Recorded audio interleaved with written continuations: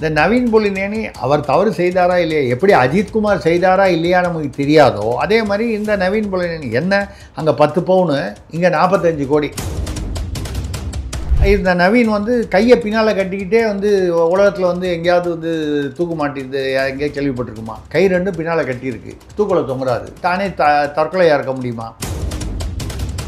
அப்போது 45 கோடி இல்லைன்னா 10 கோடி 20 கோடி அதை வசூல் பண்ணிவிட்டு அதில் வந்து கமிஷன். அதுக்காக இந்த எஃப்ஐஆர் போடாமையே அவரை டீல் பண்ணாங்க. அதுக்கப்புறம் ஏதோ ஒரு இடத்துல ஒன்று பணத்தை வசூல் பண்ணிவிட்டு அவரை கொண்டுட்டாங்களா, காவல்துறை கொண்டுட்டாங்கன்னு நம்ம பழி சொல்ல முடியாது. பட் யாரோ கொலை பண்ணியிருக்காங்க. அப்போது காவல்துறைக்கு முதல்வராக இருக்கிற ஸ்டாலின் அவருக்கு இதெல்லாம் தெரியுதா? அவருடைய ஆசீர்வாதத்தோடு நடக்கிறதா, அனுமதியோடு நடக்கிறதா? அவருக்கு இதெல்லாம் தெரியவே இல்லை அப்படின்னு சொன்னால் அது அவருடைய அந்த நிர்வாகத்திறன் மீது யூகங்களும் சந்தேகங்களும் எழும்பக்கூடிய ஒரு சூழ்நிலை வருகிறது. உங்கள் வீட்டுக்கு மாநகராட்சியிலேருந்து வராங்க அப்படின்னு சொன்னால் நீங்கள் வந்தால் 4 கேள்வி கேட்டால் பதில் சொல்லுவீங்க, ஏதோ ஒன்று டீல் பண்ணுவீங்க.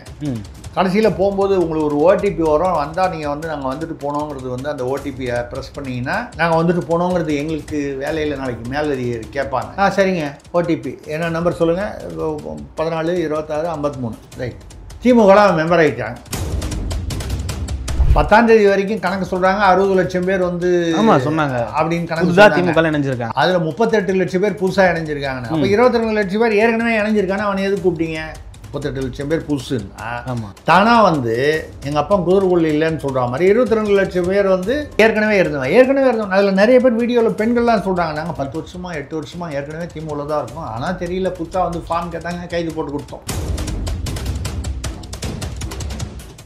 Best Properties and Management. Contact 7667008999. வள்ளுவம் தொலைக்காட்சி நேயர்களுக்கு வணக்கம். அரசியல் பேசு நிகழ்ச்சிக்கு உங்களை வரவேற்பதில் மகிழ்ச்சி. நம்மோடு இணைந்திருக்கிறார் மூத்த பத்திரிகையாளர் திரு சத்தி சுந்தரராமன் அவர்கள். சார் வணக்கம் சார். வணக்கம் ராபின்சன். நல்லா இருக்கீங்களா சார்? நல்லா இருக்கேன். முதல்ல வந்து புதிய கட்டிடத்தில் புதிய அலுவலகம் வள்ளுவம் வந்து இன்று முதல் தொடங்குகிறது. வள்ளுவம் தொலைக்காட்சிக்கு வள்ளுவம் கோட்பாட்டிற்கு வள்ளுவம் அமர வேண்டிய இடத்தில் அமர்வதற்கு அப்படி சொன்னால் எல்லா நேயர்களுக்கும் புரியுது. என்னுடைய மனமார்ந்த வாழ்த்துக்கள். நன்றிங்க சார். நன்றிங்க சார். ஆமாம், சொல்லுங்கள் சார். மக்களோடு முதல்வர்னு சொல்லிட்டு சிதம்பரம், கடலூர், மயிலாடுதுறை போன்ற பகுதிகளுக்கு ஸ்டாலின் போய் ஒரு வீடாக சந்திப்புன்னு சொல்லிட்டு மக்களை சந்திச்சுட்டு வராரு. எப்படி பார்க்குறீங்க? அது மட்டுமே இல்லாமல் ஓரணியில் தமிழ்நாடுன்னு சொல்லிட்டு ஒரு பயணத்தையும் முன்னெடுத்து பண்ணிக்கிட்டு இருக்காரு. எப்படி பார்க்குறீங்க சார்? ஓரணியில் தமிழகம் என்ன? ஓரணியில்னா எல்லாருமே திமுக சேர்ந்துருவாங்களா? அதுதான் பண்ணிக்கிட்டு இருக்காங்க. அப்படி ஒரு மாயை உருவாக்க தான் வந்து பண்ணிக்கிட்டு இருக்காங்க. ஓரணியில்னா எந்த அணியில்ங்க? அதாவது பாலியல் வன்முறைகள் வந்து தினமும் நடக்குது. சரி, நேற்று கூட ஒரு போலீஸ்காரர் வந்து ஒரு காவலர் வந்து போக்சோ வழக்கில் கைதாகி இருக்கிறார். அதாவது நம்ம சொல்கிறது வந்து எந்த அளவுக்கு இப்போ தான் சமீபத்தில் இந்த அஜித்குமார் வழக்கு லாக்கப் மரணங்கள், அதில் டாப் டு பாட்டம் இன்வால்வ்டுங்கிறது எல்லாருக்கும் தெரியுது. யார் அந்த சார், அந்த கதை முடிஞ்சுது. யார் அந்த தம்பி, அந்த கதை முடிஞ்சுது. இப்போ யார் அந்த அதிகாரி, யாரோ ஒரு அதிகாரி சொல்லி தானே நடந்துச்சு அது. ஆமாம், அது முடிஞ்சுது. அதுக்கப்புறம் இப்போ இந்த நவீன் பொலினேனின்னு ஒரு 45 கோடி ஒரு திருமலா பால் நிலையம்னு, அதில் அந்த பெரிய அது ஆந்திராவை சேர்ந்த யாரோ ஒரு முக்கிய புள்ளியுடையதுன்னு சொல்கிறாங்க. யாரோ ஒன்று ஆந்திரத்தை சேர்ந்தவர் அது, அந்த தொழிலதிபர்.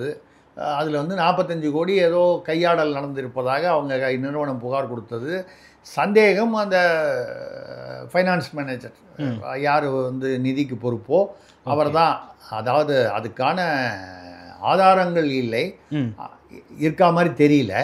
ஆனால் வந்து ஏதோ சில சந்தேகங்கள் இருக்கலாம் அப்படின்னு சொல்லியிருக்காங்க. ஓகே, வழக்கமாக என்ன செய்யணும்? அஜித்குமார் 9 பவுன் நகை, 10 பவுன் நகை, அந்த நகை கடைசி வரைக்கும் உண்மையிலேயே தொலைஞ்சதா இல்லையாங்கிறது இன்னும் சரியான பதில் தெரியல. விசாரித்த வரைக்கும் அப்படி நகை தொலையவே இல்லைன்னு சொல்கிறாங்க. அது வேறு விஷயம். அது மட்டும் இல்லை, எந்த காவல் உயர் அதிகாரி, உச்சத்தில் இருக்கிற ஒரு அதிகாரி, உச்சத்தில் இருக்கக்கூடிய அதிகாரிகளில் ஒருவர், அவர் தான் கூப்பிட்டு அந்த டிஎஸ்பி கிட்டேயே வந்து வெளுத்து வாங்கி அந்த நகையை, அதாவது தொலைஞ்சு போகாத நகையை இல்லாததை மீட்டு கொடுன்னு கேட்டதுனால வந்த வேணா அது. அதில் தனிப்படைன்னு வந்து அன்ஆத்தரைஸ்டு தனிப்படை, அதுலேயும் வந்து லுங்கி கட்டிக்கிட்டு ஒரு ப்ரைவேட் வேன் எடுத்துக்கிட்டு வந்து கோயிலுக்கு பின்னால் வச்சு எல்லா விதங்களிலும் சட்டத்தை மீறி திருப்போணம் காவல் நிலையத்துக்குள்ள புகாரே வந்து போகவே இல்லை. இது ஒரு பக்கம் நடந்தது.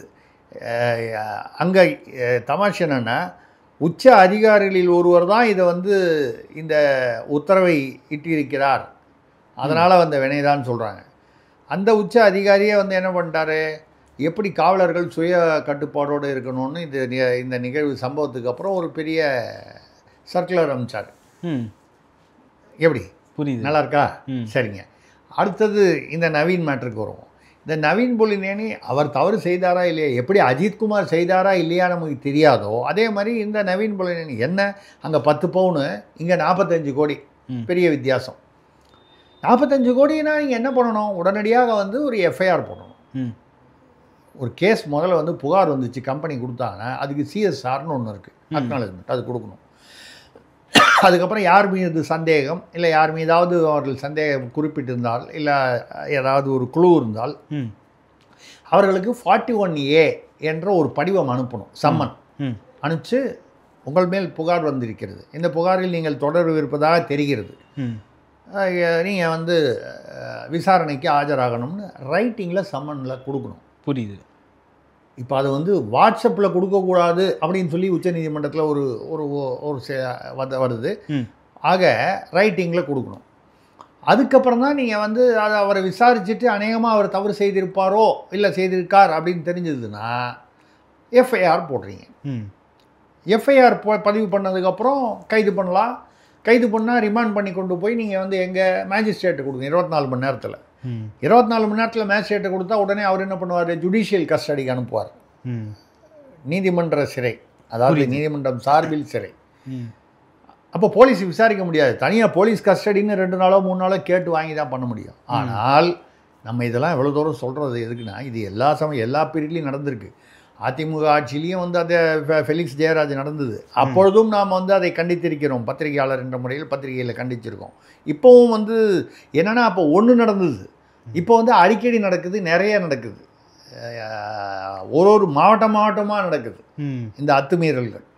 அங்கே வந்து நடந்தது, அது எண்ணிக்கையில் அதிகமாக இருக்கிறது என்றால் இந்த நவீன் வந்து கையை பின்னால் கட்டிக்கிட்டே வந்து உலகத்தில் வந்து எங்கேயாவது வந்து தூக்கு மாட்டிருது எங்கேயா கேள்விப்பட்டிருக்குமா? கை 2 பின்னால் கட்டியிருக்கு, தூக்கில் தொங்குறாரு, தானே தற்கொலையாக இருக்க முடியுமா? யாரோ செஞ்சுருப்பாங்க, செஞ்சுருக்காங்கன்றது ரொம்ப வெளிப்படையாக தெரிகிறது. அது மட்டும் இல்லாமல் அவர் வந்து மிரட்டப்பட்டிருக்கிறாரெலாம் சொல்கிறாங்க. இது என்ன சொல்கிறாங்கன்னா, ஒரு டிசி டெப்டி கமிஷனர் அதான் எஸ்பி லெவலு, அவர் பாண்டியராஜன், அவர் ஏற்கனவே கொஞ்சம் சர்ச்சைக்குள்ளானவர், முன்னால் இருந்த இடங்கள்லாம் சர்ச்சைக்குள்ளானவர். அவரை வந்து பெரிய தண்டனையாக அவரை வந்து விடுப்பில் போக சொல்லிவிட்டார். புரியுது. எஃப்ஐஆர் போடாமல் 45 கோடி ரூபாய்க்கு வந்து நீங்கள் காணாமல் போச்சுன்னு விசாரணை பண்ணுறீங்கன்னா என்ன அர்த்தம்? இது வந்து இந்த போலீஸ் இந்த விவகாரங்களில் ஓரளவுக்கு இப்போ நம்ம பத்திரிகைகள்னு வரும்போது காவல்துறை சம்மந்தமான எல்லா போலீஸ் பீட்டுக்குன்னே தனியாக ஒரு ஆள் வச்சுருப்போம். விஷயம் தெரிந்தவர்களுக்கு புரியக்கூடியது ஒன்றும் இல்லை. எஃப்ஐஆர் ஃபைல் பண்ணாமல் மிரட்டி அடித்தோ அது எப்படி துன்புறுத்தியோ இந்த 45 கோடியை வசூல் பண்ணால் இவ்வளவு சதவீதம் காவல்துறையினருக்கு, அது யாருக்குன்றதெல்லாம் அது என்ன கீழே கான்ஸ்டபிளுக்காக கொடுத்துட போகிறாங்க, யார் கொடுப்பாங்க, அதெல்லாம் ரைட்டு. புரியுது. அப்போது அவங்களுக்கு இவ்வளோ 20%, 25%, 40% வரை வந்து இந்த பர்சன்டேஜ் இருக்குன்றது நமக்கு பர்சனலாக தெரிஞ்ச விஷயம். சில விஷயங்களில் நம்ம தகவல்கள் வரதை வச்சு சொல்கிறோம், நமக்கு நேரடியாக தகவல்கள். அப்போது 45 கோடி இல்லைன்னா 10 கோடி 20 கோடி அதை வசூல் பண்ணிவிட்டு அதில் வந்து கமிஷன், அதுக்காக இந்த எஃப்ஐஆர் போடாமையே அவரை டீல் பண்ணாங்க. அதுக்கப்புறம் ஏதோ ஒரு இடத்துல ஒன்று பணத்தை வசூல் பண்ணிவிட்டு அவரை கொண்டுட்டாங்களா, யார் கொண்டுட்டாங்க, காவல்துறை கொண்டுட்டாங்கன்னு நம்ம பழி சொல்ல முடியாது.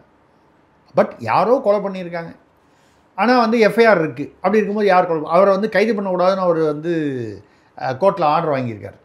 கைது பண்ணக்கூடாதுன்னு ஒருத்தர் ஆர்டர் பண்ணவரை கூப்பிட்டு நீங்கள் இதே தானே, நீங்கள் அஜித்குமாருக்கும் 10 பவுன் அப்படின்னா அது என்ன வரப்போகுது, ஒரு 1 லட்சம் ரூபா, 10 லட்சம், அவ்வளோதான், மேக்ஸிமம் 10 லட்சம்.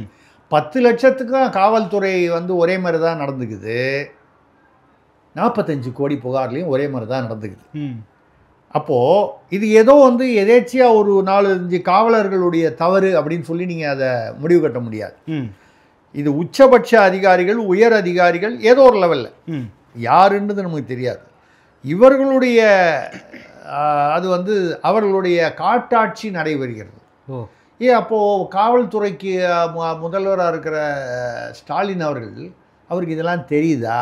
அவருடைய ஆசீர்வாதத்தோடு நடக்கிறதா, அனுமதியோடு நடக்கிறதா? அவருக்கு இதெல்லாம் தெரியவே இல்லை அப்படின்னு சொன்னால் அது அவருடைய அந்த நிர்வாகத்திறன் மீது யூகங்களும் சந்தேகங்களும் எழும்பக்கூடிய ஒரு சூழ்நிலை வருகிறது. ஓகே, தெரியும்னு சொன்னால் அதை விட மோசம் இல்லையா?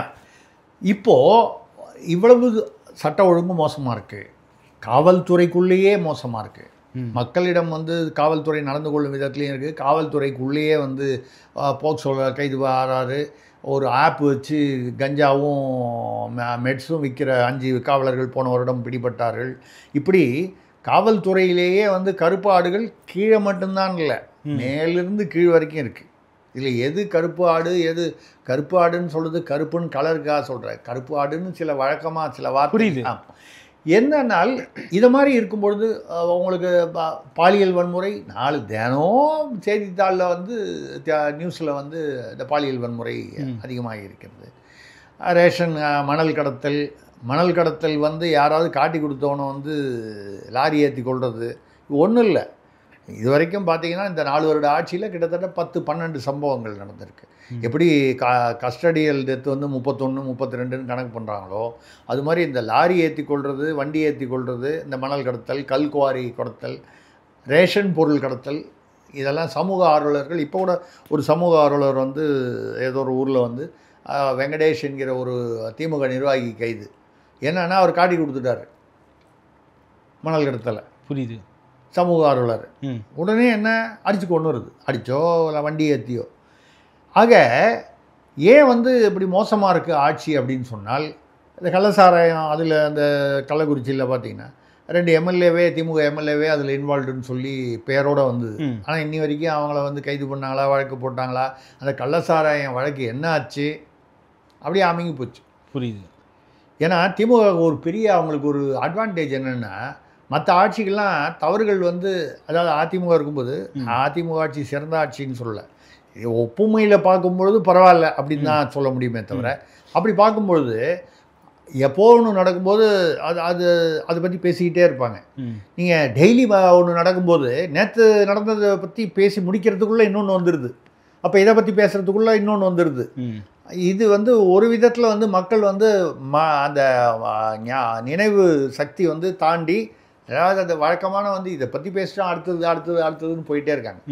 இப்போது திமுகவுடைய, அதாவது திமுக தன் மீது, திமுக தலைமைக்கு கட்சியின் மீது, தொண்டர்களின் மீது, நிர்வாகிகளின் மீது, அமைச்சர்கள் மீது நம்பிக்கை குறைந்து விட்டது. மக்களிடையே அதிருப்தி மிகவும் அதிகமாக இருக்கிறது. இது எந்த நேரமும் தேர்தலில் வெடிக்கும், எப்படி வேண்டுமானாலும் வெடிக்கும். எப்படி வெடிச்சதுன்னா என்ன ஆகுங்கிறது தெரிஞ்சதுனால தான் உங்களுடன் ஸ்டாலின் அதில் கூட ரொம்ப புத்தி சாதுரியமாக என்ன பண்ணாங்கன்னு பாருங்கள். உங்களுடன் ஸ்டாலின் அப்படின்னு சொல்லி அரசு சார்பாக போகும் அதே சமயத்தில் திமுக சார்பில் வீடு வீடாக பிரச்சாரம். அப்போ என்ன ஆகுது? அரசு செலவில் இதில் வந்து ஒரு சில இடங்களில் வந்து மாநகராட்சி ஊழியர்கள் போல சீருடை அணிந்து திமுக ஆட்கள் போகிறாங்க அப்படின்னு ஒரு தகவல் வருது. அது எவ்வளோ தூரம் உண்மைன்னு தெரியல. புரியுது.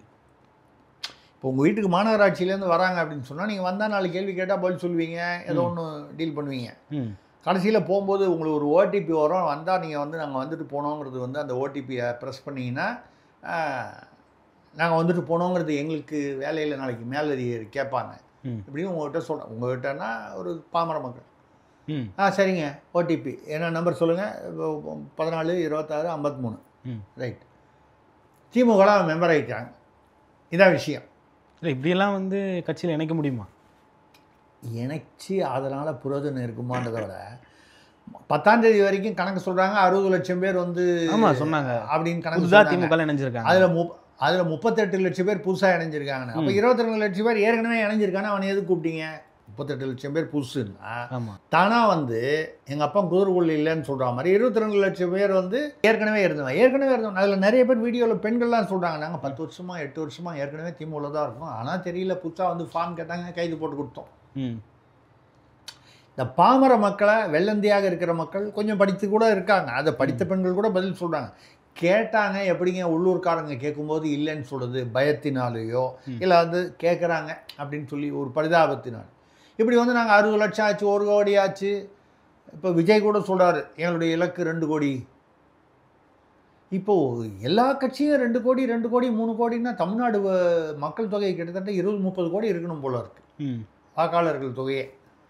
இப்படி ஒரு ஒரு ஒரு எல்லாரும் வந்து அதாவது இந்த இந்த நாடகம் வழக்கமாக நடப்பது போல் இப்பொழுது தேர்தல்ங்கிறதுனால அதிகமாக நடக்கிறது. இப்போ வந்து இதுவரை இல்லாத அதிசயமாக வழக்கமாக ஒரு தேர்தல்னா நம்மளுடைய ஆட்சியின் சாதனைகளை யார் வந்து பேசுவாங்க? இப்போ திமுகலேயே ஒரு உதாரணமாக எடுத்துங்க. அண்ணன் டிகேஎஸ் இளங்கோவன் அவர்கள், அண்ணன் ஆர்எஸ் பாரதி அவர்கள், டிஆர் பாலு அவர்கள், இப்படி இல்லை துரைமுருகன் பொதுச் செயலர், சீனியர்கள் கே நேரு இருக்கார், ஏவா வேலு இருக்கார். செந்தில் பாலாஜி ரொம்ப பேச மாட்டார், அவர் செயலில் மட்டும்தான் இருப்பார். அவர் செயல் வீரர், அவர் தியாகி தீரர். அதனால தான் வந்து கரூரில் வந்து திமுக ஜெயிக்கணுங்கிறதுக்காக 3 ஏக்கர் நிலமும் 10 லட்சம் ரூபாயும் ஒரு நிர்வாகிக்கு கொடுக்குறேன்னு சொல்லி ஒத்துக்கிட்டு இருக்காராம். திமுகவை ஜெயிக்க வச்சா அந்தந்த பூத்தில் 6 அடி கூந்தல், அவரை வந்து அள்ளி முடியலாம், இடது பக்கம் முடியலாம், வலது பக்கம் முடியலாம். இல்லை ஆனால் வந்து வெளியில் பேசுகிறதுக்குன்னே இப்போ பொதுவாக திமுகவை வந்து மேடை பேச்சினால் வளர்ந்த கட்சி. ஆமாம், ஆரம்பத்திலிருந்து. அதிமுக பிரிவதற்கு முன்னால் இருந்து பார்த்தீங்கன்னா திமுக தோன்றியதே இந்த மேடை பேச்சினால் வளர்ந்த ஒரு கட்சி என்றால் இந்தியாவில் வந்து அது வந்து திமுக தான். ஆச்சரியமான ஒரு விஷயம் உங்களுக்கு சொல்லுவேன். நான் 10வது 11வது படிக்கும்போது அப்போது திமுக இருந்த மேடையில் நான் பேசியிருக்கேன். இப்படி சொன்னால் இன்றைக்கி ஆச்சரியமாக இருக்கும். நான் பேசியிருக்கேன். வீட்டுக்கு போய் பெல்ட்டில் எங்கள் அப்பாட்ட அடி வாங்கினேன். ஏன்டா ஸ்கூல் படிக்கிறவனுக்கு அரசியல் மேடையான்னு. பரங்கிமலை தொகுதியில் தேர்தல், அந்த தொகுதியில் வரக்கூடிய இடத்துல நான் அப்போது பழந்தாங்கல்ல இருக்கேன். அப்போது என்னென்னா அது ஒரு கோயின்சிடன்ஸ் என்னென்னால் திமுகவுக்காக மேடையில் நான் வந்து பள்ளியிலலாம் நல்லா பேச்சு போட்டிலாம் இங்கெல்லாம் எல்லா அனைத்து பள்ளியெலாம் பேசுகிறதுனால என்னை இழுத்துப்பட்டுருன்னு ஐயா நம்ம போய் மேடையில் கூப்பிட்டாங்க பேசுகிறதுக்கு அப்படியே பரம சந்தோஷம். இந்த திமுக வரதானே எந்த கட்சியை தானே கூப்பிட்றாங்க அப்படின்னு சொல்லி, அதுவும் வந்து தமிழுக்கு மரியாதை கொடுக்கும் கட்சி அப்படின்ற இதில் வந்து ஏறி பேசுகிறோம் நம்ம. அப்போ காங்கிரஸ் வந்து எதிர்கட்சி. நெடுஞ்செழியன் அவர்கள் வந்து எனக்கு பின்னால் உட்காந்துருக்காரு. அப்படி பேசிக்கிட்டு இருக்கோம். எதுக்காக பேசுகிறோன்னா யாருக்காகன்னா தேர்தல் பரப்புரை. எம்ஜிஆர் அவர்கள் திமுக சார்பாக பரங்கிமலையில் நிற்கிறார்கள். முதல் முறையாக அங்கே தான் நின்னார். அப்போ தான் நான் பேசுனதுனால தான் எம்ஜிஆர் ஜெயிச்சார்னு சொன்னால் ரொம்ப அறிவுரையாக இருக்கும். நம்ம வந்து பேசுகிறதுக்கு அங்கே வந்து ஒரு ஆள் அரட்ராயர் போட்டு ஒரு பையன் பேசுனா நல்லாயிருக்கும்னாங்க. நான் வந்து என்ன 5 நிமிஷம் பேச சொன்னாங்க. நெடுஞ்செழியன் அவர்கள் வருவதற்கு வந்து அவங்கள வழக்கமாக வரிசையாக ஒரு மீட்டிங்காக வருவாங்க. அவர் வரதுக்கு ஒரு 3/4 மணி நேரம் வரைக்கும் டிலே ஆகிடுச்சு. அவர் சொன்ன எதிர்பார்த்த நேரத்துக்கு. அதனால் என்ன பண்ணிட்டாங்க, அங்கே உள்ளூர் நிர்வாகிகள் வந்து தம்பி நீங்கள் பேசிக்கிட்டே இருந்தால எல்லாம் கை தட்டுறாங்க, நீ பேசிக்கிட்டே இருந்தா நமக்கு வந்து ஒரு மேடையில் வந்து ஒரு 3/4 மணி நேரம் பேச விட்டாங்களே, நம்மளுக்கு சந்தோஷமாக. எதுக்காக இதை சொல்கிறேன்னா, இந்த தமிழை வைத்து வளர்ந்தார்கள் என்று சொல்வதை விட தமிழை வைத்து பிழைத்தார்கள், பிழைத்து வருகிறார்கள். இன்றைக்கி வந்து ஓரணியில் தமிழகம்னு அங்கே பேர் வைக்கிறீங்க. நமக்கு நாமேன்னு அந்த காலத்தில் வச்சாங்க. ஆமாம், ஏன் உங்களுடன் ஸ்டாலின் இப்படிலாம் பேர் வைக்கிறீங்க. மக்களை தேடி உங்கள் வீட்டில் குடும்பத்தில் ஸ்கூல் ஆரம்பித்தா அதுக்கு பேர் இங்கிலீஷில் வைக்கிறீங்க. உங்கள் குடும்பத்தில் ஒரு சினிமா கம்பெனி வச்சா அதுக்கு இங்கிலீஷில் பேர் வைக்கிறீங்க. டாஸ்மாகில் குவார்ட்டர் ஒன்று புதுசாக ஒன்று ஏதோ ஒரு பிராண்ட் ஒன்று போட்டால் அதுக்கு வந்து இங்கிலீஷில் தான் பேர் வைக்கிறீங்க. தீரன்னு தமிழ் பேர் தான் வச்சுருக்காங்க. இல்லை, வேறு பேரில் நிறைய இங்கிலீஷில் வச்சுருக்காங்க. பாருங்க, எவரெஸ்ட் நமக்கு தெரியல, நமக்கு அந்த பழக்கம் இல்லாதனால நமக்கு தெரியல. ஆனால் பத்திரிகையில் வந்து செய்திகள் வீரன் வந்தது வந்து அதை நிறுத்திட்டாங்கன்ற ஒரு தகவலையும் நான் பத்திரிகையில் படித்து தெரிஞ்சுக்கிட்டேன். எதனால் நிறுத்தினாங்கன்னு தெரியாது. அதில் ஏதோ குறைபாடு இருக்கிறது, அது வீரியம் குறைவாக இருக்கிறதுன்னு சொல்லி நிறுத்திட்டதாக ஒரு தகவல் மறுபடியும் வந்துச்சா இல்லையா தெரியல. நம்ம போய் டாஸ்மாகில் விசாரிக்க போனால் நாளைக்கு வந்து அதுவே செய்தி ஆயிரும். அதனால் வந்து என்ன நான் சொல்ல வருவது என்னவென்றால், முதலாக 4 நேர்மையான திறமையான IAS அதிகாரிகள், ஜெய ராதாகிருஷ்ணன், ககன்தீப் சிங்கு, அவர் அப்புறம் அமுதா, அப்புறம் இன்னொருத்தர், 4 பேருமே நேர்மைக்கும் திறமைக்கும் பெயர் பெற்றவர்கள், தமிழ்நாட்டு IAS அதிகாரி. இவங்களை வந்து செய்தி தொடர்பாளர்களாக அரசுக்கு ஐயா அவங்க இப்போ ஜெய ராதாகிருஷ்ணன் ஒரு துறையில் இருக்கார், சிவில் சப்ளைஸில் இருக்காருன்னு நினைக்கிறேன். ஆமாம், ஒரு துறையில் அவங்கவுங்க இருக்காங்க. அந்தந்த துறையில் நீங்கள் வந்து அது நீங்கள் சொல்லாமையே தேர்தல் வந்தாலும் சரி வராவிட்டாலும் சரி அந்தந்த துறை செயலாளர்கள் குறைபாடுகள் அந்த துறையில் இருந்தால் அவங்கக்கிட்ட அது தகவல் அவர்களிடம் வந்தால் அதற்கான பரிகாரம், அதற்கான என்ன செய்யணுமோ அந்த குறைபாடுகளை களைவதற்கு ஏற்பாடு செய்ய வேண்டியது அவர்களுடைய பணி. இல்லை யார்கிட்ட வந்து சொல்லி அதை அவர்களுக்கு கீழே இருக்கும் மற்ற அதிகாரிகளிடம் வேண்டிய ஆலோசனைகள் கொடுத்து அறிவுரைகள் கொடுத்து உத்தரவுகள் போட்டு பண்ணணும். அரசு சார்பான சாதனைகளை விளக்குவதற்காக அப்படிங்கிற அர்த்தத்தில் போட்டிருக்காங்க. மக்கள் குறைகள் இருந்தால் இவங்ககிட்ட சொல்லணும். ஏன் இப்படி தானுங்க வந்து 2021 தேர்தலுக்கு முன்னால் ஊராக பொட்டி எடுத்துக்கிட்டு போய் போடுங்க, வந்தவுடனே 100 நாட்களுக்குள்ளே நாங்கள் வந்து எல்லாம் சரியாக எத்தனை குறை வந்து தீர்த்தீங்க? நிறைய இடத்துல அந்த பெட்டியில் இருந்ததெல்லாம் வந்து அந்த மறுநாளே குப்பை தொட்டியில் வந்து இருந்ததெல்லாம் வந்து வெளியே வந்துச்சு. இப்போ வந்து இந்த 4 பேர்கிட்ட சொன்னால் 45 நாளில் தீர்த்துருவாங்களாம். இப்போ மாற்றுத்திறனாளிகள் வந்து இப்படின்னு சொல்லிட்டு மாற்றுத்திறனாளிகள் துறையில் பார்த்தீங்கன்னா அதிகாரிகளை பூரா கம்ப்ளீட்டாக வந்து மாற்றிருக்காங்க. இன்னைக்கு காலையில் வந்து செய்தி, நேற்று இன்னைக்கு வந்து புரியுது. இப்போ புதுசாக ஒரு அதிகாரி வரான்னு வைங்க, ஒரு உயர் அதிகாரி அந்த துறைக்கு. அவர் வந்து அந்த அந்த அந்த துறையில் உள்ள பிரச்சனைகள், மாற்றுத்திறனாளிகளுடைய குறைகள் என்ன, எந்த மாவட்டத்தில் எங்கே என்னன்னு அவருக்கு புரிபடுறதுக்கே ஒரு நிலைக்கு வருவதற்கு 2 மாதம் ஆகும். அப்போ இன்றைக்கி ஒருத்தர் வந்து ஒரு குறை சொன்னால் 45 நாளில் எப்படிங்க வந்து குறைபாடு தீரும்? இந்த 4 அதிகாரிகளும் நீங்கள் சூப்பர் பவர்னு நினச்சிக்கிட்டா கூட அவங்களுக்குன்னு ஒரு துறைகள் இருக்குது. அதை தாண்டி இவர்கள் கூடுதலாக இதை செய்யணும். என்ன பண்ணுவாங்க, போஸ்ட் ஆஃபீஸ் மாதிரி இந்த முதலமைச்சருடைய செல்லுக்கு அனுப்பிச்சிங்கன்னா உடனடியாக அதை வந்து அந்த துறைக்கு அனுப்புவாங்க.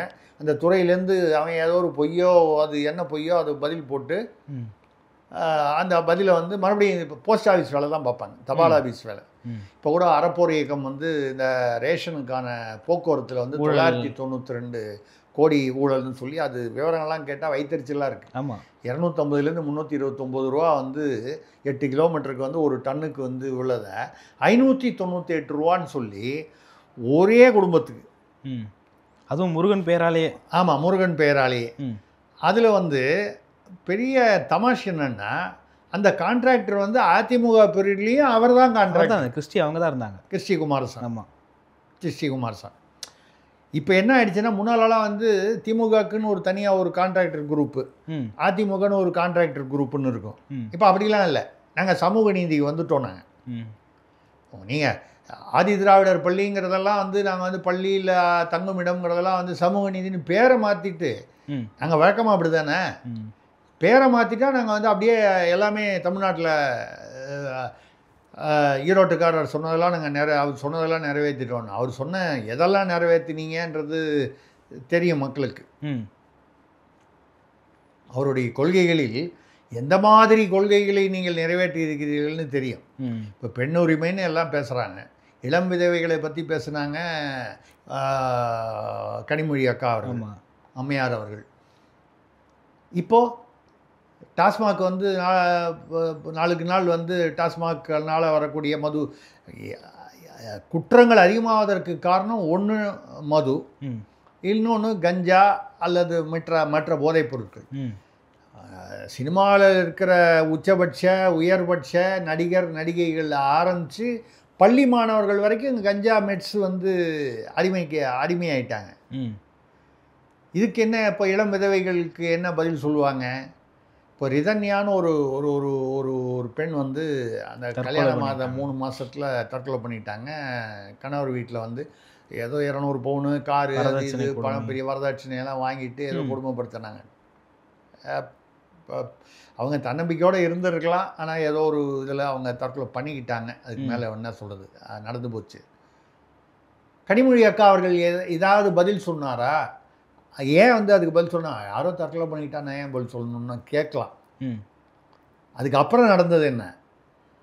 அந்த குற்றவாளிகளுக்கு வீட்டிலேருந்து டெய்லி குற்றம் சாட்டப்பட்டவர் அந்த யாருக்கு அவங்களுக்கு தினம் வந்து அவங்களுக்கு வந்து அவங்கள கைது பண்ணியிருக்காங்க. அவங்களுக்கு வீட்டிலேருந்து சாப்பாடு, சகல வசதிகள், மரியாதை. ஏன்னா அது என்ன அது ஏதாவது சாதி ரீதியான வசதிகளா, இல்லை பணக்காரர்கள் பணத்தினால் வரக்கூடிய வசதியா? பணம் கொடுத்தா எந்த சாதிக்குமே எல்லாமே கிடைக்கும். பணம்னா பிணம் கூட வாயை திறக்கும்னா. ஜாமீன் கொடுக்க கூட தயாராகிட்டாங்க, அப்புறம் நீதிமன்றம் தான் தலையிட்டு ஜாமீன் கிடையாதுன்னு சொல்லிட்டு. அது மட்டும் இல்லை, ஒரு செய்தி வலம் வருது, அது உண்மையான்னு தெரியல. அந்த அம்மாவுக்கு பதில் சித்ரா தேவின்னு அந்த அம்மாவுக்கு பதில் அந்த வண்டியில் ஏற்றி கைது பண்ணி கூட்டு காமிக்கும்போது கடைசி அந்த நொடியில் வந்து அவங்களுக்கு பதில் வேற ஒருத்தர் வண்டியில் ஏற்றுனாங்கன்னு சொல்லி ஒரு வலைதளத்தில் ஒரு செய்தி வீடியோவாக உலா வருது. அது உண்மையா இல்லையா நமக்கு தெரியல. அவ்வளவு தைரியமாக செய்வார்களான்னா, அஜித்குமார் நவீன் பொலினி கதைகளை கேட்கும் பொழுது நடந்தால் ஆச்சரியப்படுவதற்கு இல்லைன்னு சொல்லலாம். இப்போ எதுக்காக சொல்கிறேன்னா, இவ்வளவும் இருக்கும்போது தான் நீங்கள் வந்து திமுக நிர்வாகிகள் அங்கே சீனியர்கள் ஸ்ட்ரைக்கில் இருக்காங்க. ரொம்ப முக்கியமான விஷயம் நீங்கள் பார்க்க வேண்டியது, திமுகவில் உள்ள சீனியர்கள் வந்து அநேகமாக ஸ்ட்ரைக்கில் இருக்காங்க. என்ன ஸ்ட்ரைக்கில் இருக்காங்க? அவங்களுக்கு வந்து இந்த வாரிசு அரசியலில் வந்து சீனியர்கள்னு சொல்கிறவங்க எல்லாருமே கலைஞர் கருணாநிதி இருக்கும் பொழுது அவருடன் பயணித்தவர்கள் அரசியலில். அதுக்கப்புறம் ஸ்டாலினே அவர்களை பொறுத்தவரை இளையவர்கள். இப்போ துரைமுருகன்லாம் 86 வயசு, மற்றவங்களாம் 75, 77, 78லாம் வரும்போது ஸ்டாலின் ஐயா அவர்களுக்கு 71 வயசு, 71, 70 அந்த ரேஞ்ச். அப்போ அவரே இளையவர், அவருக்கு ஒரு இளையவர். அவர் முதல்வராக வந்து துணை முதல்வர்னால அவர் சொல்லதை கேட்கணும். அவர் காலையில் 11 மணிக்கு தான் எந்திரிக்கிறாருன்னு சொல்கிறாங்க, 2 மணிக்கு தான் எந்திரிக்கிறாருன்னு சொல்கிறாங்க. சரி, ஒரு இரவு நேர பணி அதிகமாக இருக்கும், என்ன பணி நமக்கு தெரியல, ஏதோ பணி அவருக்கு, பணி சுமை, பணி சுவையா பணி சுமையா தெரியல நமக்கு. சரி ரைட்டு, எப்படியோ ஒன்று 3 மணி நேரம் 4 மணி நேரம் காத்திருந்து பார்க்குறாங்க அப்படின்னு சொல்கிறாங்க. தகவல்கள் செய்தித்தாள்களில் அங்கங்கே வருது. அதை விட அவங்களுக்கு வந்து சில அதிருப்திகள் இருக்குது இந்த சீனியர்களுக்கு. இப்போ இவங்க சீனியர்களை நம்ப முடியல. கட்சிக்கு இவர்கள் ஆதரவாக செயல்படுவார்களா, ஆக்டிவாக செயல்படுவார்களா நம்ப முடியல. நிர்வாகிகள் நிறைய உள்குத்து இருக்குது. கோவை நெல்லையிலலாம் மேயருக்கு எதிராக திமுக கவுன்சிலர், இங்கே அடையாறு நான் இருக்கும் மண்டலத்திலேயே அங்கே வந்து திமுக கவுன்சிலர்கள் பெரிதாக போராட்டம். யார்? மண்டல தலைவர் திமுக தலைவருக்கு எதிராக. என்னுடைய வார்டில் வந்து இது நடக்கலை, குடிநீர் வந்து கழிவுநீரோட கலக்குது, அப்புறம் இந்த மாதிரி பல காரணங்கள் இப்படியெல்லாம் சொல்லி, அதாவது அங்கங்கே குறைகள். திமுக குறைகள் வந்தால் அதை தீர்த்து வைக்கிறதுக்கு தான் மக்கள் வந்து கவுன்சிலராக தேர்ந்தெடுக்கிறாங்க. இந்த கவுன்சிலர்கள் சொல்கிற குறைகளை அந்த கட்சியை சேர்ந்த தலைவரே வந்து நிறைவேற்றலை. ஒரு இடத்துல பார்த்தீங்கன்னா பெருசாக போஸ்டர், ஏதோ ஒரு ஊரில் 75 லட்சம் திட்டம், நகராட்சி திட்டம், அதில் 5 லட்சம் ரூபாய் நகராட்சி தலைவர் வந்து லஞ்சமாக எடுத்து அவருடைய கமிஷன் எடுத்துக்கிட்டாரு. புரியுது அப்படின்னு சொல்லி ஊழல் தப்புன்னு சொல்லலை அவங்க. எங்களுக்கெல்லாம் ஒன்றுமே கொடுக்கல அவர், அதை பிரித்து கொடுக்க சொல்லி திமுக தலைமை வந்து தலையிடணுன்றான். போஸ்டர் அடிச்சு விட்றாங்களா? போஸ்டர் அடித்து ஒட்டியிருக்காங்க, இருக்குது, வேணா அவங்களுக்கு நான் அனுப்புகிறேன். அவன் வந்து ஊழல் நடைபெற்றதுன்னு சுட்டி காட்டல. புரியுது, பங்கு வரல, எனக்கு பங்கு வரல, அது யார் கேட்கணுன்றான்? திமுக தலைமை தலையிடணுங்கிறான். அதாவது முதல்வர் தலையிட்டு இந்த 5 லட்சம் ரூபாயில் எங்களுக்கு என்னெல்லாம் பங்கு உண்டுன்னு பண்ணால், இதே மாதிரி இன்னும் மற்ற திட்டங்களில் எவ்வளோ வாங்கியிருக்காங்களோ எங்களுக்கு பிரித்து கொடுக்கணுன்றான்.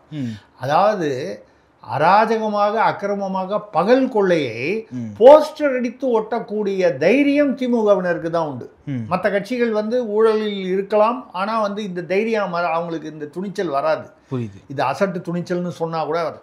இந்த நிலையில் மக்களை போய் சந்திப்பதற்கு திமுகவிற்கு பயம் ஏற்பட்டதால் தான் 4 ஐஏஎஸ் ஆஃபீஸர் திமுக நிர்வாகிகளை செய்தி தொடர்பாளர்களை போடுவதற்கு வழக்கமாக அதை விட்டுட்டு ஐஏஎஸ், அதுவும் நேர்மையான ஐஏஎஸ் ஆஃபீஸர் என்று பெயர் பெற்றவர்கள். ஆமாம். அப்போது மக்களிடம் வந்து ஒரு நம்பிக்கை. இவங்களை வச்சு பொம்மலாட்டம் பண்ணுறாங்க, முன்னால் வச்சு இவங்களை வந்து ஷோகேஸ் வந்து வச்சு மக்களை ஏமாற்றுவதற்காக. அதனால் அதிகாரிகளை நான் குறை சொல்ல, அவங்க என்ன பண்ணுவாங்க? இது ஒரு பக்கம். வீடு வீடாக போய் ஒவ்வொருத்தர்கிட்டையும் ஜிபே நம்பர் என்ன, உன்னுடைய பேங்க் அக்கௌண்ட் நம்பர் என்னன்றாங்க. பல இடங்களில் வந்து இப்போ மதுரை எங்கெங்கிறத கேள்விப்படுறேன், உட்காந்துக்கிட்டு ஒவ்வொரு இடத்துக்கு வர சொல்லி அந்த கிராமத்தில் இருக்கிறவங்களாம் எல்லாருக்கும் ஒரு தூக்கு சட்டி, பெரிய இந்த பாத்திரம் ஃப்ரீ. இங்கே சென்னையில் தாம்பரம் அந்த மாநகராட்சி தொகுதியில் அது யாருடைய ஒரு அமைச்சருக்கு கீழே வரும். அங்கே ஃப்ளாட்டு, ஒரு ஃப்ளாட்டில் வந்து 100 ஃப்ளாட் இருக்குது, 80 ஃப்ளாட் இருக்குது, 40 ஃப்ளாட் இருக்குன்னா ஒரு ஃப்ளாட்டில் இதெல்லாம் நடுத்தர மக்கள், மிடில் கிளாஸ் மக்கள். புரியுது. ஆஃபீஸ் போவாங்க, இங்கே இந்த இது சொல்லுவாங்க, அது என்ன ஹாட் பேக்குன்னு சொல்லுவாங்க, சூடாக சாப்பாடு அப்படியே இருக்கும் ஒன்று இப்போவே. இது திமுகன்னு சொல்லி கொடுக்கும் பொழுது நாளைக்கு திமுக அப்படிலாம் பண்ணுதுன்னு வரக்கூடாதுன்னு நடுவில் உங்களுடன் ஸ்டாலின் அப்படின்னு சொல்லி வீடு தேடி மக்களை தேடின்னு வரும்பொழுது வர்ற அதாவது பாமர மக்களுக்கு, அது மிடில் கிளாஸோ இல்லை அடித்தட்டு மக்களோ, அவங்களுக்கு இது அரசா திமுகவா இந்த வித்தியாசம் இல்லை, தெரியாது. திமுக தான் நினைப்பாங்க. அதாவது அரசு வரதா அரசுன்ற பெயர் போர்வையில் திமுக வருகிறது, இதுதான் உண்மை. அரசு என்ற போர்வையில் திமுக வருகிறது. ஆக திமுகன்னு போனால் நாளைக்கு தேர்தல் ஆணையமோ இல்லை அதை வச்சு யாராவது எதிர்கட்சிகளோ அதை பிரச்சனை பண்ணுவாங்க. அதை மறைப்பதற்காக அரசு என்ற போர்வையில் ஐஏஎஸ் அதிகாரிகளை நியமிப்பது மட்டும் இல்லாமல் வீடு வீடாக செல்வதே மக்களை எப்படியாவது, ஏன்னா அது திமுக தமிழ்நாடு திவாலாகிவிட்டது. நான் சொல்றது பொருளாதார ரீதியில். ஏற்கனவே 9 லட்சம் கடன், 9 லட்சம் கோடி. இன்னும் போகிற போக்கு பார்த்தா 10 லட்சம்னு சொன்னாங்க, 10ஐ தாண்டி 12 கூட போகும் போல இருக்குது இந்த ஒரு வருஷத்தில். ஏன்னா எல்லாத்தையும் எது இருக்கோ இல்லையா வாரி வாழ எங்கே கொடுக்கணுமோ, தூய்மை பணியாளருக்கு சம்பளம் கொடுக்கல, இந்த 1000 ரூபா மகளிர் தொகையே 2 மாதமாக பாக்கி இருக்குன்னு சொல்கிறாங்க.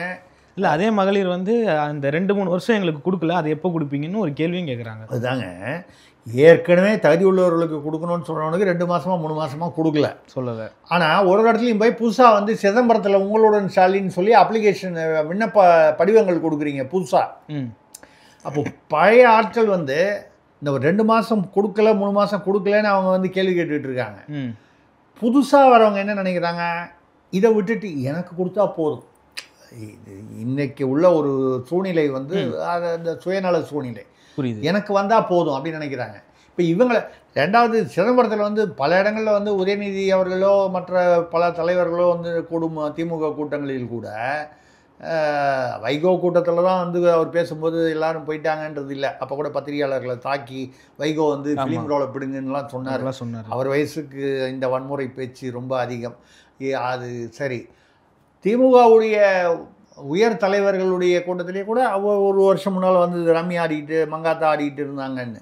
இப்போ இவங்களெல்லாம் எப்படி வரவழைக்கிறது கூட்டத்தை?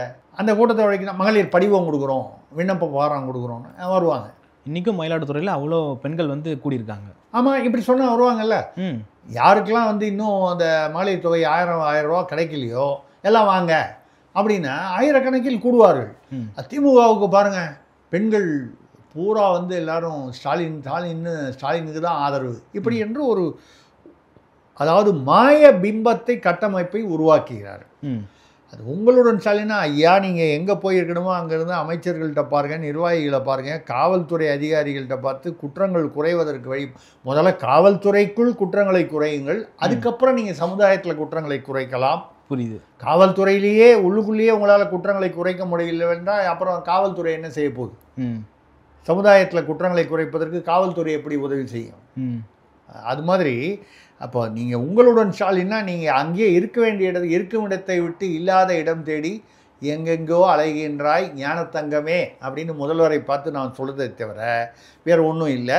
இந்த உங்களுடன் ஸ்டாலின் என்பது மறைமுகமாக திமுக இப்பொழுதிலிருந்தே ஒரு என்ன சொல்ல, அதாவது பரப்புரை, இந்த இலவசங்கள், இப்படி அந்த படிவங்கள் கொடுக்குறதா இந்த படிவங்களை வச்சு நீ உங்களுக்கு கிடைக்கும் என்ற எதிர்பார்ப்பில் ஒரு 6 மாதம் ஓட்டலாம். நாங்கள் அதெல்லாம் நீங்கள் படிவங்கள்லாம் அடுத்த மாதத்துக்குள்ளே கொடுக்கணும், ஒரு இடமா போய் வாங்கி அதுக்கப்புறம் அதை பரிசீலனை பண்ணி அதில் கொஞ்சம் பேருக்கு புதுசாக இதுக்குள்ளே என்ன ஆகிடும், அந்த பழசாக கொடுக்குறவனுக்கு நிறுத்திடுவாங்க.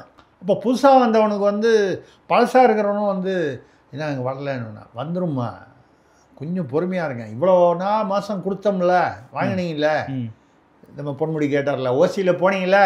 சார் எல்லா திமுக காரங்களும் கேட்குறாங்க சார் 1000 ரூபா வருதா 1000 ரூபா வருதான்னு சொல்லிட்டு வந்த வீட்டிலலாம் ஸ்டிக்கர் ஓட்டுறதை நம்ம பார்த்துருப்போம். ஆமாம், ஸ்டிக்கர் ஓட்டுறாங்க. அது என்னமோ ஒரு விதமான ஸ்டாலின் அப்படின்னு ஸ்டிக்கர் ஓட்டுறாங்க.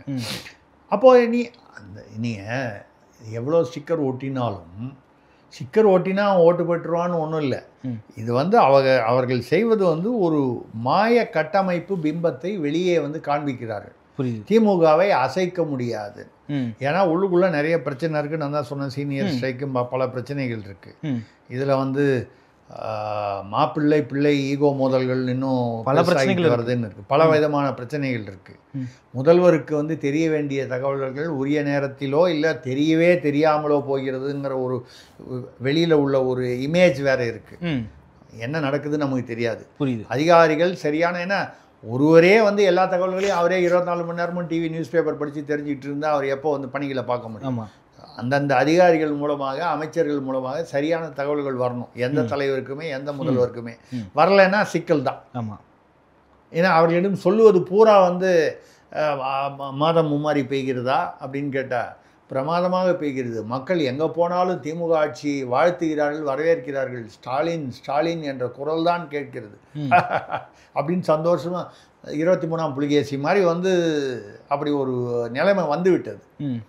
இந்த நிலைமையை வந்து அதான் சொல்கிறேன், திவாலாகும் நிலையில் தமிழ்நாடு தமிழகம்.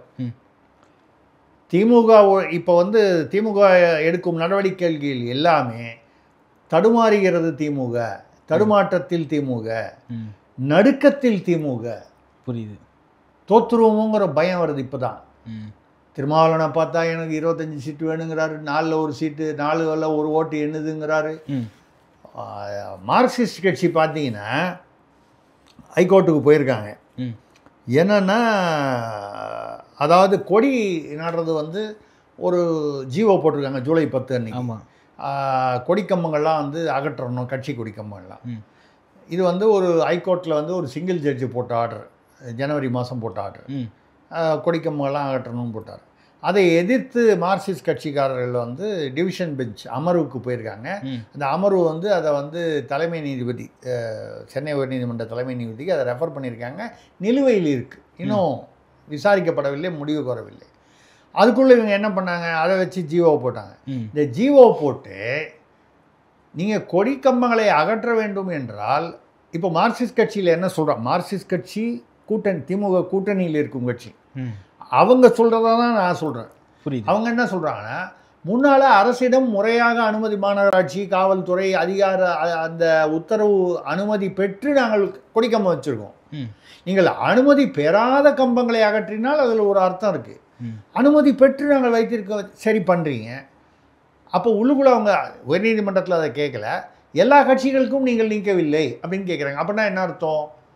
நீங்கள் யூகத்திலேயே புரிஞ்சுக்கலாம். திமுக கொடி மட்டும் பத்திரமா விட்டுட்டு பாக்கியெல்லாம் வந்து கூட்டணி கட்சியாக இருந்தாலும், ஏற்கனவே திருமாவுடைய விசிகாவுடைய கொடிகளை வந்து சில ஏரியாக்களில் வந்து அது வேறு சாதிகள் வாரும் இடம், அங்கே போனால் ஓட்டு குறைஞ்சி போய்டும் சொல்லி அது இவங்களே அனுமதி கொடுக்காமல் இருக்காங்கன்னு அவரே பல தடவை புலம்பியிருக்கார். அப்படிப்பட்ட சூழ்நிலையில் இன்றைக்கி மார்க்சிஸ்ட் கட்சி வந்து ஹைகோர்ட்டுக்கு போய் போராட வேண்டியிருக்கு. எதுக்கு? கூட்டணி தானே, நேராக போய் பேசலாமே. இதே மாதிரி விசிக வந்து இந்த லா ஆஃபீஸர்ஸ், சட்ட அதிகாரிகள், இதில் வந்து பட்டியலினத்தவர்களுக்கு வந்து ஒதுக்கீடு பண்ணணும்னு சொல்லி கேட்டாங்க. அதிமுக பிரிவில் கேட்டாங்க, கொடுக்கல. அதனால் வந்து உயர்நீதிமன்றத்துக்கு போனாங்க. திமுக ஆட்சி வந்தோடனே கூப்பிட்டு உட்கார வச்சு பேசி கொடுத்துருக்கலாம்ல. உயர்நீதிமன்றத்தில் திருமாவளவன் அவர்கள் சென்னை உயர்நீதிமன்றத்தில் வழக்கு தொடுத்து போன வருடம் நடைபெற்றது. நடைபெற்று அரசு சார்பில் அவர் வில்சன் அவர்கள் தான் மூத்த வழக்கறிஞர், இப்பொழுது ராஜ்யசபா எம்பி. அவர் வந்து கொடுக்கக்கூடாது, இதுக்கு முன்னுதாரணம் இல்லைன்னாரு. கேட்கறது யாரு? கூட்டணி கட்சி. யாருக்காக? பட்டியலின மக்களுக்காக. எதிலெல்லாமோ ஒதுக்கீடு பண்ணுறீங்க. இந்த லா ஆஃபீஸர்ன்றது வந்து அட்வொகேட் ஜெனரல், அப்புறம் வந்து அடிஷ்னல் அட்வொகேட் ஜெனரல், அப்புறம் வந்து பப்ளிக் ப்ராசிக்யூட்டர், சீஃப் பப்ளிக், ஒரு எத்தனை கோர்ட்டுகள் இருக்குது, நூற்றுக்கணக்கான நீதிமன்றங்கள் இருக்க, சிவில் கிரிமினல் எல்லாம் இருக்குது. அதில் ஒரு ப்ராசிக்யூட்டர், அசிஸ்டன்ட் பப்ளிக் ப்ராசிக்யூட்டர்னு ஏறக்குறைய நூற்றுக்கணக்கான ஆயிரக்கணக்கான பதவிகள் வரும். இதில் எங்களுக்கு ஒரு சதவீதம் ஒதுக்கீடு வேணும்னு கேட்குறாங்க. ரெண்டு விதமாக அதை தீர்த்திருக்கலாம் திமுக அரசு. எதுக்கியா கோர்ட்டுக்கெல்லாம் போகிறீங்க, அங்கே உட்காந்து பேசுவோம். ஒதுக்கீடுன்னு கொடுத்தா அதில் ஏதாவது சட்ட பிரச்சனைகள் வரலாம். என்ன, நாங்கள் போடுற லிஸ்ட்டில் உங்கள் ஆட்களுக்கு ஒரு லிஸ்ட் கொடுங்க, அதுலேருந்து ஒரு 4 பேர் கொடுக்குறோம், 40 பேர் கொடுக்குறோம், ஏதோ ஒரு கணக்கு. 1000 பேர் இருக்கா, 50 பேர் கொடுக்குறோம். 100 பேரா 10 பேர் கொடுக்குறோம், ஏதோ ஒன்று. கேஸை வாபஸ் வாங்க, கூப்பிட்டு பேசியிருக்கலாமே. கூட்டணி கட்சி தானே. சரி, இல்லை உயர்நீதிமன்றத்துக்கு போயிட்டாங்கல்ல, அங்கே போய் நாங்கள் ஒதுக்கீடு வந்து 20% கொடுக்க முடியாது, 10% கொடுக்க தயாராக இருக்கோம், ஏதோ ஒரு எதுவுமே செய்யலை. திருமாவளவனுடைய பெடிஷன் வந்து தள்ளுபடி செய்யப்பட்டது உயர்நீதிமன்றத்தில். எதிர்வாதம் புரிந்தது யார்? திமுக அரசு. வில்சன் வில்சன்கிறவர் அவர் வந்து திமுக வழக்கறிஞர், மூத்த வழக்கறிஞர். நீங்கள் கூட்டணி கட்சிக்கே உயர்நீதிமன்றத்துக்கு, இப்போ இன்னொரு உதாரணம், இப்போ மார்க்சிஸ்ட் கட்சி சொன்னோம். இப்போ கூட்டணி கட்சிகளே உயர்நீதிமன்றத்துக்கு சென்று தான் வந்து அப்போ கூட அவங்களுக்கு வந்து வேண்டிய கோரிக்கை நிறைவேறுகிறதா இல்லையா என்றால் கூட்டணியை தாண்டி அங்கே போய் இந்த லட்சணத்தில் அதிகாரத்தில் எப்படி பங்கு தருவார்கள்? திருமாவளவன் வந்து அதிகாரத்தில் பங்கு ஆதவர்ஜுனா பேசினார், அப்புறம் விஜய் கிட்ட போயிட்டார். அதிகாரத்தில் பங்கு எங்கிறது தருவாங்க? இந்த சின்ன சின்ன விஷயங்களிலே விட்டு கொடுக்காம, ஆனால் ஓட்டு வரும்போது மட்டும் உடனே வந்து கூப்பிட்டு கட்டிக்கணும் அப்படின்னு சொன்னால் என்னவென்றால் அந்த ஆணவம் வந்து திமுகவிற்கு அதிகமாகிவிட்டது. எந்த விதத்தில்னா அந்த ஓட்டுக்கு வந்து இவங்க வந்து எப்படியும் ஒரு தொகுதிக்கு இவ்வளவுன்னு பணம் கேட்பாங்க தேர்தல் செலவுக்கு, அதை கொடுத்துட்டோம்னா எங்கே போயிடுவாங்க அப்படின்னு. ஆனால் அதை தாண்டி இப்பொழுது கூட்டணி கட்சிகள் நம்மளை இவ்வளோ கேவலமாக நடத்துகிறாங்க. இதுக்கப்புறமும் ஏன்னா அவன் கீழே இருக்கிற தொண்டருங்க, அவன் பதில் சொல்லணும்ல. திருமாவளவனை நோக்கி அவனுடைய தொண்டர்கள் இதுக்கப்புறமும் நீங்கள் இந்த இவ்வளவு அவமானங்களை சகித்து கொண்டு நாம் அங்கே இருக்க வேண்டுமா என்ற கேள்வி அதிகமாக திருமாவளவனுடைய பதவிக்கு அவருடைய கட்சியில் ஆபத்தா இல்லையா, இல்லை தலைகுனிவா இல்லையா? பொதுமக்களிடம் அவருக்கு இருக்க அந்த பட்டியலின மக்களிடம் அவருக்கு இருக்கக்கூடிய ஒரு தலைவர் என்ற அந்த அடையாளம் வந்து அங்கே வந்து அடிபட்டு போகிறதா இல்லையா? இது அப்போ என்ன திருமாவளவன் என்ன பயப்படுவார்? பட்டியலின மக்களுடைய, அதுவும் குறிப்பாக பறையரின மக்களுடைய ஆதரவு வந்து நமக்கு குறைஞ்சதுன்னா இது எங்கே போகும்? இன்றைய தேதியில் திமுக அதிமுகவுக்கு போகலாம்ங்கிறத தாண்டி சீமானுக்கு போகலாம், போய்கொண்டிருக்கிறது. புரியுது. கொஞ்சம் வந்து விஜய்க்கும் போகலாம், புதுசாக வந்திருக்கிறதுனால. போகக்கூடாதுன்னு நம்ம சொல்ல, போகலாம். அவருடைய ரசிகர்களாக இருந்தால் அந்த கொஞ்சம் போகக்கூடிய வாய்ப்பு. அப்போ இப்படி வந்து மார்க்சிஸ்ட் பயப்படுறாங்க. இப்போ திமுக மிகவும் உள்ளுக்குள் பலவீனப்பட்டு போயிருக்கிறது. இதை மறைப்பதற்காக ஒரு போர்வையை அரசாங்கத்தை பயன்படுத்தி கொண்டு வீடு வீடாக போய் அது தூக்கு சட்டியோ, அதாவது கிராமமாக இருந்தால் தூக்கு சட்டி, நகரமாக இருந்தால் கொஞ்சம் நடுத்தர மக்கள்னா அந்த ஹாட் பேக்கு, இலவச இந்த கூட்டத்தை கூட்டுவதற்கு மகளிர் படிவம், எல்லாம் ஆக மொத்தம் வந்து இலவசங்கள், பொய்கள், இவற்றை வைத்தே மறுபடியும் ஆட்சிக்கு வர வேண்டும் என்று நினைக்கிறார்கள். நினைக்கும் அளவுக்கு அது சுலபம் இல்லை. பல்வேறு அரசியல் கருத்துக்களை பகிர்ந்து கொண்டீங்க. மற்றும் ஒரு காணொலி சந்திப்போம். நன்றி. நன்றி, வணக்கம்.